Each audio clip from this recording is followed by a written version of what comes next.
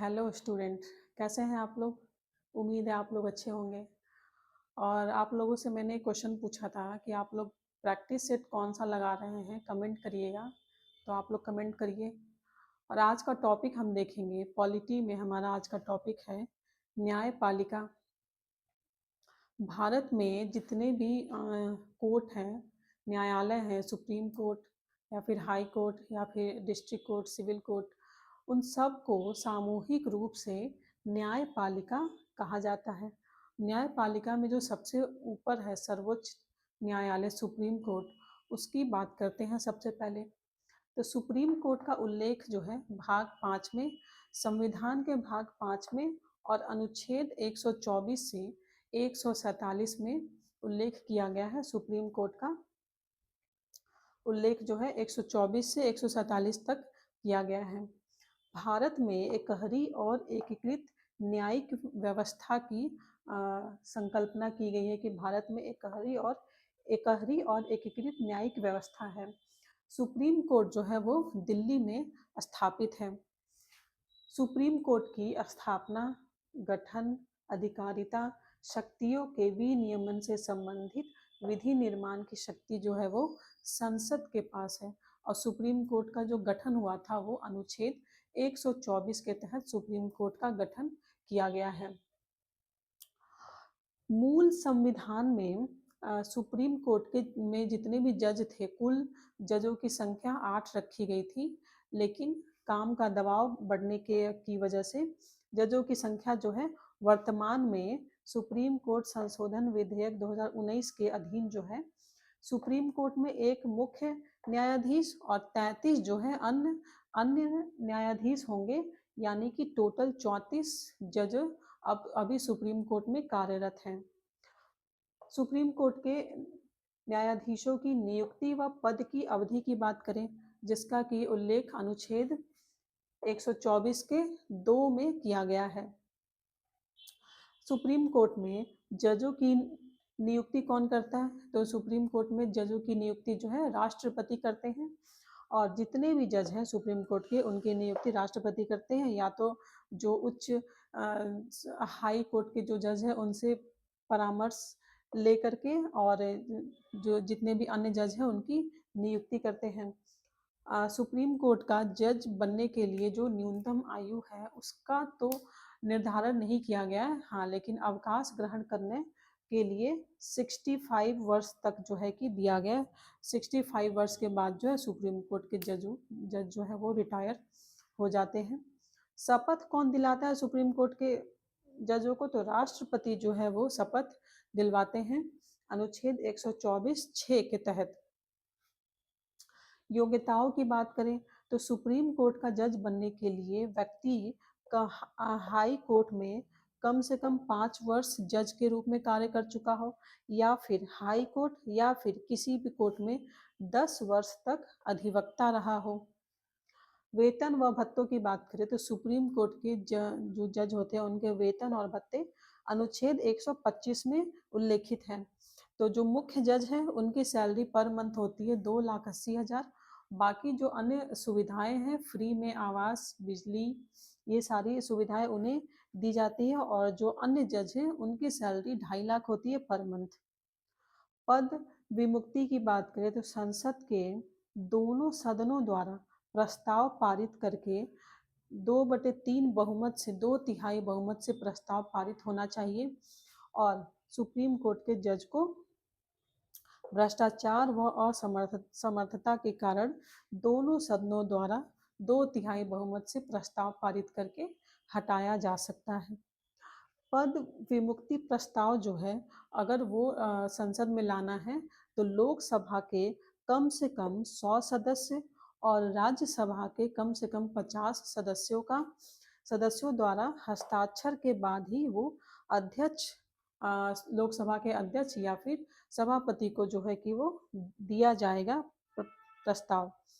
सबसे अधिक समय तक मुख्य जज कौन रहे हैं? तो यशवंत विष्णु चंद्रचूड़, इनके बारे में तो सबने सुना ही होगा, YV चंद्रचूड़, ये सबसे अधिक समय तक जो है कि मुख्य जज रहे हैं। और जब भारतीय न्यायालय में IPL का इंट्रोडक्शन किया गया था, इंटरेस्ट ऑफ पब्लिक लिटिगेशन जब लाया गया था, तो उस समय मुख्य जज कौन थे? तो पी एन भगवती जो है वो उस समय मुख्य जज थे। सुप्रीम कोर्ट के अगर सुप्रीम कोर्ट से कोई जज रिटायर हो चुके हैं तो वो किसी भी न्यायालय में या फिर किसी भी अधिकारी के सामने वकालत नहीं कर सकते हैं। सबसे कम समय तक मुख्य जज कौन रहे हैं? तो कमल नारायण सिंह सबसे कम समय तक मुख्य जज का कार्यभार संभाला है इन्होंने। मुख्य जज जो हैं वो राष्ट्रपति की पूर्व स्वीकृति से दिल्ली के बाहर भी सुप्रीम कोर्ट की बैठक बुला सकते हैं, और श्रीनगर और हैदराबाद में ऐसा किया गया है। दिल्ली से बाहर जो है दो शहर हैं, राज्य हैं, जिनमें की सुप्रीम कोर्ट की बैठक को बुलाया गया था, श्रीनगर और हैदराबाद। अब सुप्रीम कोर्ट के क्षेत्राधिकार की बात करें तो इसके जो प्रारंभिक क्षेत्राधिकार हैं जिसका उल्लेख अनुच्छेद 131 में दिया गया है, इसके अनुसार भारत संघ तथा एक राज्य या फिर दो या दो से अधिक राज्यों के बीच उत्पन्न विवाद जो है वो प्रारंभिक क्षेत्राधिकार में आते हैं। दो या दो से अधिक राज्य के बीच उत्पन्न विवाद जिसमें कि राज्यों के वैधानिक अधिकारों का प्रश्न निहित हो, ऐसे विवाद भी जो है सुप्रीम कोर्ट के प्रारंभिक क्षेत्राधिकार में आते हैं। अनुच्छेद 32 जो कि फंडामेंटल राइट्स के प्रवर्तन के लिए मूल क्षेत्राधिकार प्राप्त देता है सुप्रीम कोर्ट को, वो भी प्रारंभिक क्षेत्राधिकार में आता है।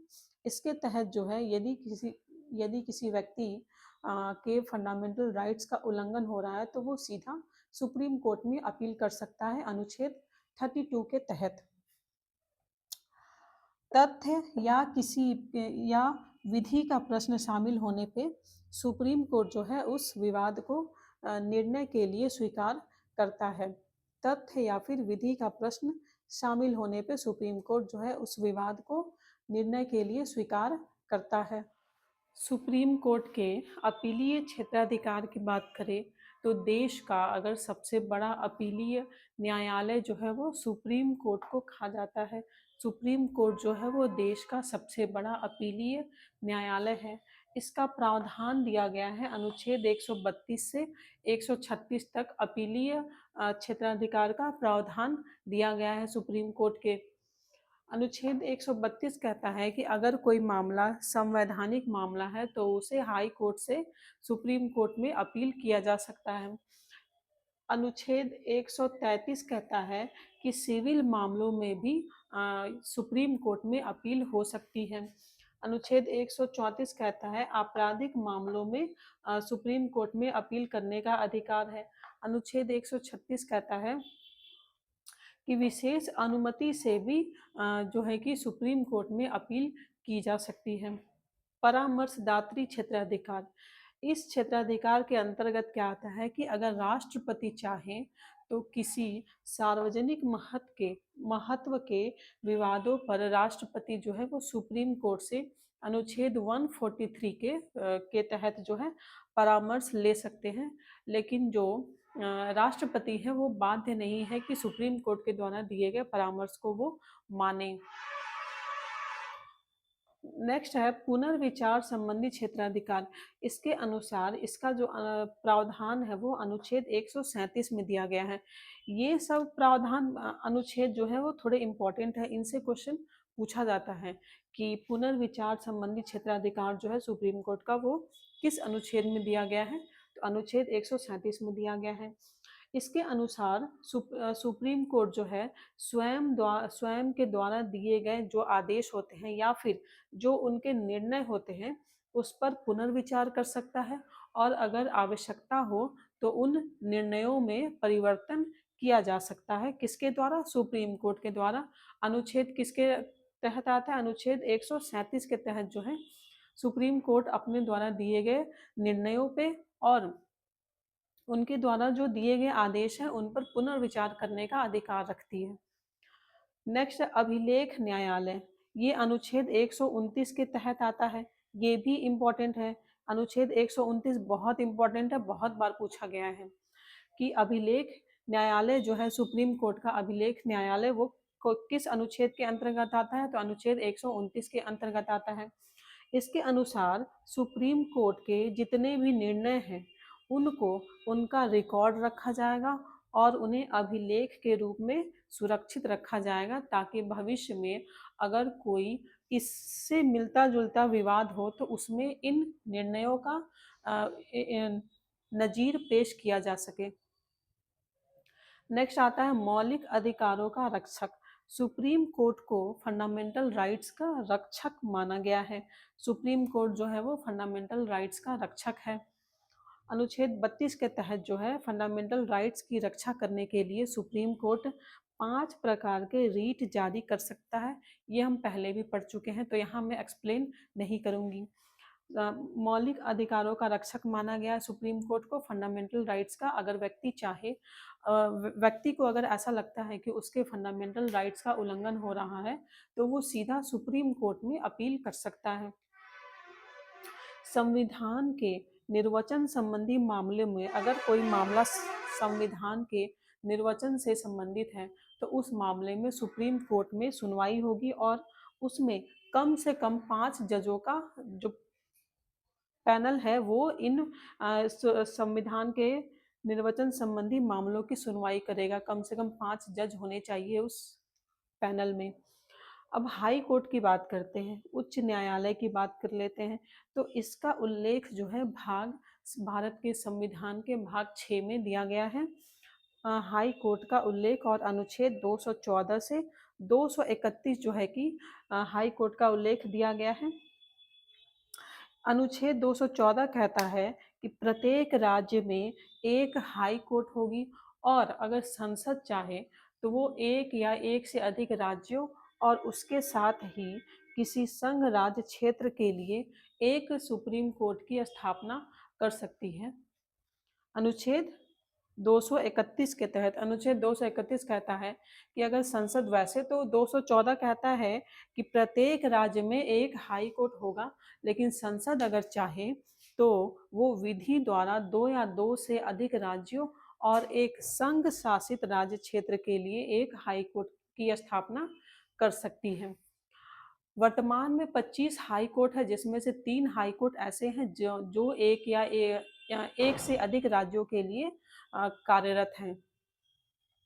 दिल्ली और जम्मू एंड कश्मीर में जो है कि हाई कोर्ट, इनके अपने अपने हाई कोर्ट हैं दिल्ली और जम्मू कश्मीर के लिए। जजों की नियुक्ति कौन करता है? हाई कोर्ट के जो जज होते हैं उनकी नियुक्ति कौन करते हैं? तो उनकी नियुक्ति राष्ट्रपति करते हैं, जैसे वो सुप्रीम कोर्ट के जजों की नियुक्ति करते हैं। तो अनुच्छेद 217 के तहत जो है राष्ट्रपति हाई कोर्ट के जजों की नियुक्ति करते हैं। योग्यता की बात करें तो यहाँ हाई कोर्ट का जज बनने के लिए व्यक्ति को कम से कम 10 वर्ष तक न्यायिक पद धारण किया हो और या फिर हाई कोर्ट में या फिर किसी भी हाई कोर्ट में, एक या एक से अधिक हाई कोर्ट में उन्होंने 10 वर्ष तक जो है अधिवक्ता के रूप में कार्य किए हो। शपथ की बात करें तो जिस राज्य में हाई कोर्ट है उसी राज्य का राज्यपाल जो है वो सुप्रीम हाई कोर्ट के जज को शपथ दिलवाता है। अनुच्छेद 219 के तहत हाई कोर्ट के जो जज हैं उनका वेतन और भत्ता अनुच्छेद 221 में दिया गया है। हाई कोर्ट के जजों का वेतन और भत्ता अनुच्छेद 221 में दिया गया है और इनका जो वेतन और भत्ता है उसका निर्धारण संसद करती है और इनका वेतन और भत्ता जो है वो राज्य के संचित निधि से जाता है। राज्य के संचित निधि से हाई कोर्ट के जो जज होते हैं उनके वेतन और भत्तों का खर्च वहन किया जाता है। अवकाश ग्रहण की बात करें तो हाई कोर्ट के जजों की रिटायरमेंट की जो एज है वो 62 ईयर्स है। सुप्रीम कोर्ट के जजों की रिटायरमेंट की एज कितनी है? 65 ईयर्स है। हाई कोर्ट के जो जज होते हैं वो अपना त्यागपत्र राष्ट्रपति को देते हैं। जिस हाई कोर्ट में जज के रूप में कार्य किया हो, अच्छा, जितने भी जज होते हैं, जो हाई कोर्ट के जो जज होते हैं उन्होंने जिस हाई कोर्ट में जज के रूप में कार्य किया है वहाँ उस हाई कोर्ट में रिटायरमेंट के बाद वो वकालत नहीं कर सकते। हाँ, उसके अलावा जो दूसरे हाई कोर्ट से वहाँ वो वकालत कर सकते हैं रिटायरमेंट के बाद भी। हाई कोर्ट में भी कर सकते हैं और सुप्रीम कोर्ट में भी कर सकते हैं। सुप्रीम कोर्ट के जजों के पास ये अधिकार नहीं होता, वो ना तो किसी कोर्ट में वकालत कर सकते हैं और ना ही किसी अधिकारी के सामने वकालत कर सकते हैं। केरल हाई कोर्ट जो है उसने 1997 में बंद को असंवैधानिक घोषित किया था सबसे पहले। केरल हाई कोर्ट ने सबसे पहले 1997 में बंद को असंवैधानिक घोषित किया था। संसद के दोनों सदन, अगर हाई कोर्ट के जो जज है उनको हटाने की बात आती है तो संसद के दोनों सदनों के द्वारा उन अलग अलग सदन में बहुमत से 2/3 बहुमत से प्रस्ताव पारित किया जाएगा और राष्ट्रपति का आदेश जारी करेंगे, तभी हम सुप्रीम कोर्ट के जज को हटाया जा सकता है। इसका क्या है प्रावधान? तो संसद के दोनों सदनों के द्वारा 2/3 बहुमत से प्रस्ताव पारित किया जाएगा और राष्ट्रपति का आदेश जारी होने के बाद ही सुप्रीम हाई कोर्ट के जज को हटाया जा सकता है। अनुच्छेद 217(1) के तहत राष्ट्रपति जो हैं वो हाई कोर्ट के जजों की संख्या में वृद्धि कर सकते हैं। अनुच्छेद 224 के तहत, अनुच्छेद 224 कहता है कि यदि राष्ट्रपति चाहें तो वो सुप्रीम कोर्ट के जजों की संख्या में वृद्धि कर सकते हैं या फिर जो अतिरिक्त जज हैं उनकी नियुक्ति कर सकते हैं। चलिए अब आगे देखते हैं। हाई कोर्ट जो है वो एक अभिलेख न्यायालय है। इनके जो निर्णय होते हैं वो आधिकारिक होते हैं, जिनके आधार पर बाकी जो अधीनस्थ कोर्ट है वो अपना निर्णय देते हैं। अनुच्छेद 215 के तहत जो है हाई कोर्ट एक अभिलेख न्यायालय है और अनुच्छेद 129 के तहत जो है सुप्रीम कोर्ट एक अभिलेख न्यायालय है। मुख्य जज से परामर्श करके राष्ट्रपति अगर चाहें तो वो हाई कोर्ट के जजों का स्थानांतरण जो है किसी दूसरे हाई कोर्ट में कर सकते हैं। अनुच्छेद 222 के तहत, अनुच्छेद 222 कहता है कि अगर राष्ट्रपति चाहे तो वो मुख्य जज से, मुख्य न्यायाधीश से परामर्श लेकर के हाई कोर्ट के जजों का स्थानांतरण दूसरे हाई कोर्ट में कर सकते हैं। अब हाई कोर्ट के क्षेत्राधिकार की बात करें तो इसका जो प्रारंभिक क्षेत्राधिकार है इसके अनुसार जो है हाई कोर्ट के पास नौकाधिकरण, इच्छा पत्र, तलाक, विवाह, न्यायालय की अवमानना व कुछ राजस्व संबंधी प्रकरणों और नागरिकों के मौलिक अधिकारों से संबंधित अधिकार जो है वो प्रारंभिक क्षेत्राधिकार में आते हैं। और हाई कोर्ट के पास जो जो नागरिकों के मौलिक अधिकारों से संबंधित रीट जारी करने का अधिकार है वो अनुच्छेद 226 में दिया गया है। सुप्रीम कोर्ट के पास अनुच्छेद 32 के तहत है कि वो नागरिकों के मौलिक अधिकारों की रक्षा के लिए रीट जारी कर सकते हैं और हाई कोर्ट जो है वो अनुच्छेद 226 के तहत जो है मौलिक अधिकारों के लिए रीट जारी कर सकते हैं। दूसरा है अपीलीय क्षेत्राधिकार। हाई कोर्ट में जो है कि फौजदारी मामलों में अगर किसी फौजदारी मामले में मृत्यु दंड दिया गया है किसी अधीनस्थ न्यायालय के द्वारा तो उसके विरुद्ध जो है हाई कोर्ट में अपील कर सकते हैं। दीवानी मामलों में अपील कर सकते हैं लेकिन 5 लाख या इससे अधिक संपत्ति से संबंध होना चाहिए। हाई कोर्ट जो है वो पेटेंट, डिजाइन, उत्तराधिकार, भूमि प्राप्ति और दिवालियापन व गार्जियनशिप के लिए भी अप्लाई किया जा सकता है, अपील कर सकते हैं। कहाँ पे? हाई कोर्ट में। तीसरा है हाई कोर्ट में मुकदमों का हस्तांतरण। विधि से संबंध, अगर कोई ऐसा मामला है जो विधि से संबंध प्रश्न है और वह अधीनस्थ न्यायालय में लंबित है तो हाई कोर्ट जो है उन मामलों को अपने यहाँ अपने पास ले आता है और या तो उनका निपटारा कर देता है या फिर विधि से संबंध जो प्रश्न होते हैं उनको निपटाने के बाद निर्णय के लिए वो अधीनस्थ न्यायालय को वापस भेज देता है। चौथा है प्रशासकीय अधिकार। इसके अंतर्गत जो है कि अधीनस्थ कोर्ट में नियुक्ति, पदावनति, पदोन्नति, छुट्टी के संबंध में नियम बनाने का अधिकार हाई कोर्ट के पास है। कि हाई कोर्ट अपने से अधीनस्थ जो जितने भी कोर्ट है उनके लिए कोर्ट में नियुक्ति कर सकता है, पदावनति कर सकता है, पदोन्नति कर सकता है और छुट्टी के संबंध में जो है कि नियम बना सकते हैं हाई कोर्ट अपने अधीनस्थ कोर्ट के लिए। लोक अदालत की बात करें तो कानूनी विवादों के मैत्रीपूर्ण समझौते के लिए प्रत्येक जिले में, भारत के प्रत्येक जिले में लोक अदालतें स्थापित की गई हैं और ये एक जो है कि कानूनी विवादों के मैत्रीपूर्ण समझौते के लिए ये एक वैधानिक मंच प्रदान करता है। विधिक सेवा प्राधिकरण अधिनियम 1987 द्वारा जो है लोक अदालतों की स्थापना हुई और इनमें जो है ऐसे ऐसे फौजदारी मामले जिन्हें समझौते से नहीं निपटाया जा सकता उन्हें छोड़ के दीवानी, फौजदारी, राजस्व अदालतों में लंबित कानूनी विवाद लोक अदालतों में लाए जा सकते हैं और उनका निपटारा जो है मैत्रीपूर्ण समझौते के माध्यम से किया जा सकता है।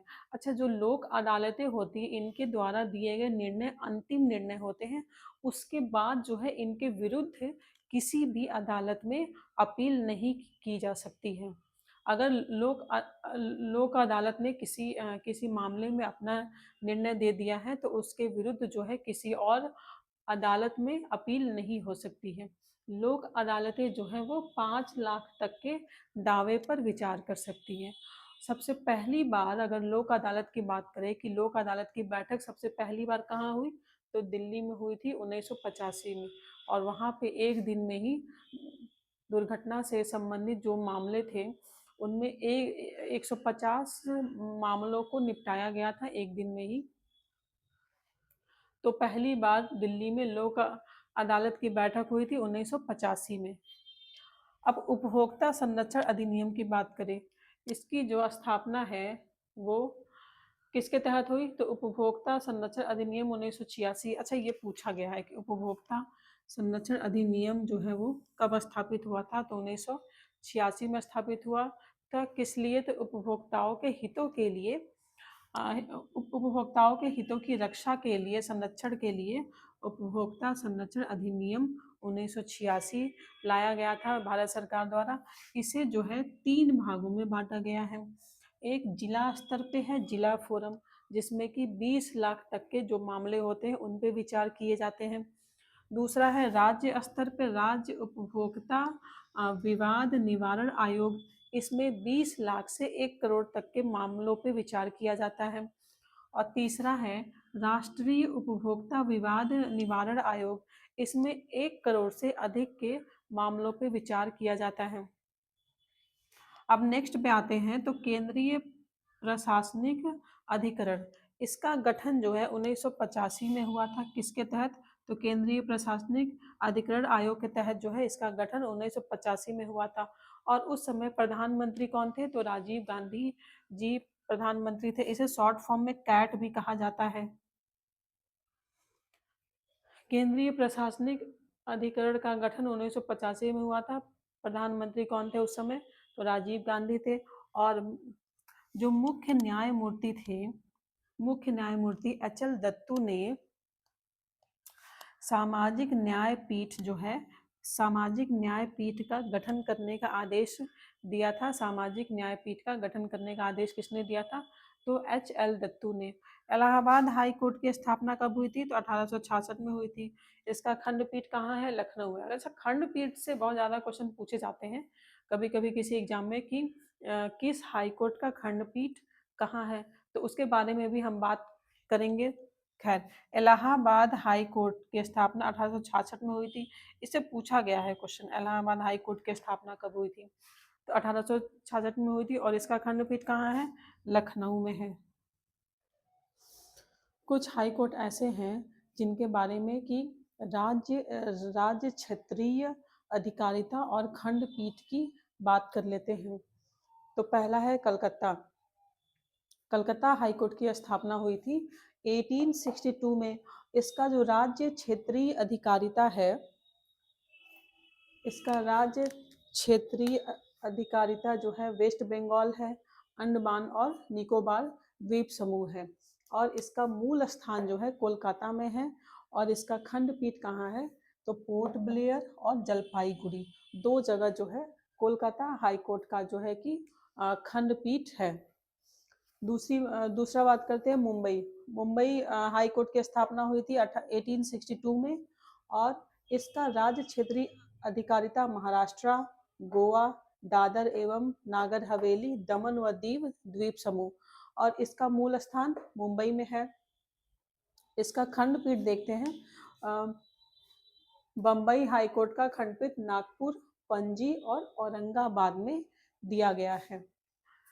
मद्रास हाई कोर्ट 1862 में स्थापना हुई थी, और इसका राज्य क्षेत्रीय अधिकारिता तमिलनाडु और पुदुचेरी, पुदुचेरी और तमिलनाडु के लिए मद्रास हाई कोर्ट स्थापित किया गया है। इसका मूल स्थान चेन्नई है और खंडपीठ कहाँ है? मदुरई में है। गुवाहाटी हाई कोर्ट, इसकी स्थापना हुई थी 1948 में। इसके जो क्षेत्रीय अधिकारिता है असम, नागालैंड, मिजोरम और अरुणाचल प्रदेश। इसका मूल स्थान गुवाहाटी में, और खंडपीठ कहाँ है? कोहिमा, आइजोल और ईटानगर, 3 जगह जो है कि गुवाहाटी हाई कोर्ट का खंडपीठ दिया गया है, कोहिमा, आइजोल और ईटानगर में। राजस्थान हाईकोर्ट की स्थापना 1950 में हुई थी। राज्य क्षेत्रीय अधिकारिता राजस्थान है। इसका मूल स्थान जोधपुर है और खंडपीठ जयपुर है। खंडपीठ से क्वेश्चन पूछा गया है कि किसी हाई कोर्ट के का खंडपीठ अगर कुछ और है तो उसके बारे में क्वेश्चन पूछा जाता है जनरली। राजस्थान हाईकोर्ट की स्थापना 1950 में। राज्य क्षेत्रीय अधिकारिता राजस्थान, मूल स्थान इसका जोधपुर है और खंडपीठ जयपुर है। मध्य प्रदेश हाई कोर्ट की स्थापना 1956 में हुई थी। इसका राज्य क्षेत्रीय अधिकारिता मध्य प्रदेश में ही है। इसका मूल स्थान कहाँ है? जबलपुर। इसके भी 2 खंडपीठ हैं, ग्वालियर और इंदौर में मध्य प्रदेश हाई कोर्ट के खंडपीठ बनाए गए हैं। लास्ट है जम्मू एंड कश्मीर व लद्दाख हाई कोर्ट। इनकी स्थापना हुई थी 1957 में, और इसका राज्य क्षेत्रीय अधिकारिता कहाँ है? जम्मू एंड कश्मीर है और लद्दाख है। ये तो अब संघ शासित क्षेत्र बन चुके हैं ना। इसका मूल स्थान श्रीनगर है और खंडपीठ कहाँ है?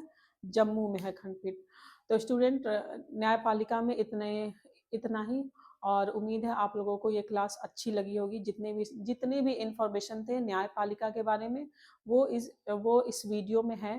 तो आप लोग वीडियो देखिए और उसको लाइक करिए, शेयर करिए, सब्सक्राइब करिए और अपनी तैयारी को और बेहतर बनाइए। धन्यवाद।